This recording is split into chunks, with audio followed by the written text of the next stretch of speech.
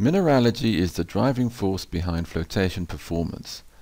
A flotation batch and rate test measures this as mass pull, recovery and concentrate grade. The raw data from a rate test can be processed to determine the flotation kinetics of metal, mineral and gangue. What we cover in this video is what are kinetics and what do they mean. Special attention is paid to the definition of floatable gangue. How flotation kinetics are used to understand and optimize flotation performance is covered in the next video in the series. Two previous videos describe how a rate test is conducted and what concentrate collection times should be used. A laboratory batch test or measurement down a bank of pilot or production scale plant cells generates a recovery grade and concentrate mass profile with time. These profiles describe the flotation response and performance of the ore under whatever conditions are in effect at the time. In 1961, Kelsall developed a first-order, two-component equation to fit these profiles. Flotation performance is described in terms of fast and slow components. Each has a fraction and a rate. R is the cumulative recovery at time t. Theta is the slow floating fraction and Ks is the slow floating rate. Fast floating fraction is here with fast floating rate. Abbreviations used are I for fraction, K for rate and F and S for fast and slow. The example here is for a platinum ore, where P is the abbreviation used for platinum group metals. Since fast and slow fractions add up to 1 or 100%, it's necessary only to quote the fast floating fraction, so the cumulative recovery time curves seen here are described by the three parameters shown: fast fraction, fast rate, and slow rate. Put these values back into the Kelsall equation and the recovery time curves are modeled, seen here as broken lines. This is also done for concentrate mass. A low and high mass pull example shows the difference in kinetic values on the right. The second set of modeled profiles are for floatable gangue, which have a similar set of kinetics to concentrate mass. In Kelsall's equation, the fast component corresponds to the beginning of the float, with the fast floating fraction being equivalent to recovery. A line drawn at 6.5 minutes intersects the profiles at approximately the value of the fast floating fraction. The same occurs for the two PGM ores at 4 minutes. Fast rates are estimated from the initial slope of the profile and the values vary accordingly. The slow floating component corresponds to the end of the float where the profile plateaus out. Slow floating rate is the slope of the profile here. Combining the two sets of Kelsall equations for metal or mineral and gangue reproduces the recovery grade profile.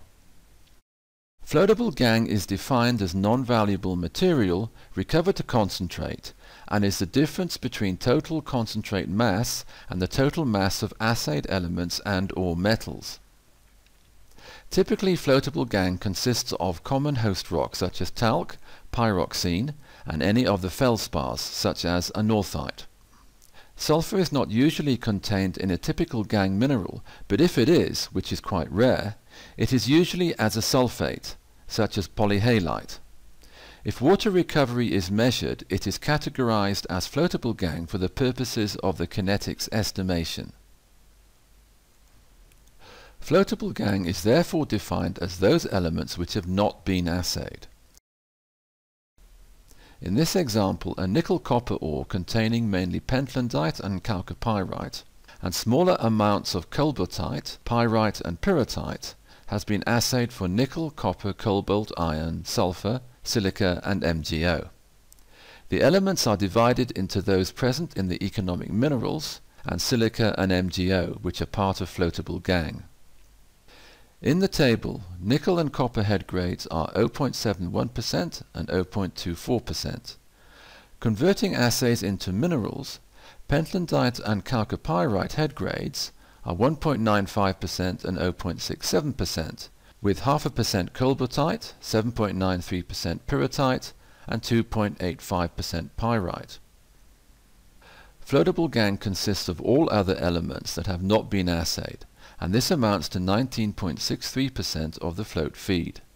Alternatively, relative to mineral content together with SiO2 and MgO, gangue in float feed is 25.77%. The content of gangue in float feed changes depending on what analytes or minerals have been assayed or what is excluded as an assay and therefore designated as gangue. So if silica and MgO are excluded from the assay data, then calculated percent gangue will be increased. If everything is excluded apart from nickel and copper, gangue amounts to 99.05%. Similarly, if everything apart from chalcopyrite, pentlandite and cobaltite is excluded, then gangue in float feed is 96.88%. Each definition of floatable gangue will change the kinetics of the gangue. Concentrate mass pull is 11.73%, and irrespective of what elements or minerals are excluded or included in the concentrate assays, the kinetics of total concentrate mass stays the same. So too do nickel, copper, pentlandite and chalcopyrite. Gangue kinetics change depending on how floatable gangue is defined. The relationship between gangue kinetics and how gangue has been defined is not a straight line. Here, fast floating fraction of gangue, IGF, is plotted against gangue content in float feed. The relationship is dependent on what proportion the analyte or mineral is of the total assays. Collectively, iron, silica and MgO make up 74.1% of float feed. Including these as assays, i.e. excluding them from being designated as floatable gangue, gives us this point with IGF of 0.0212 at 19.63% gangue content. Excluding these as assays or designating them as floatable gangue brings us here to IGF of 0.0411 at 93.71% gangue content.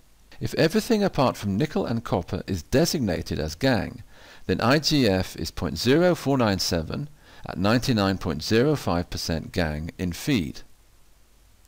The same is seen for a plot of gangue floatability against percent gangue in float feed.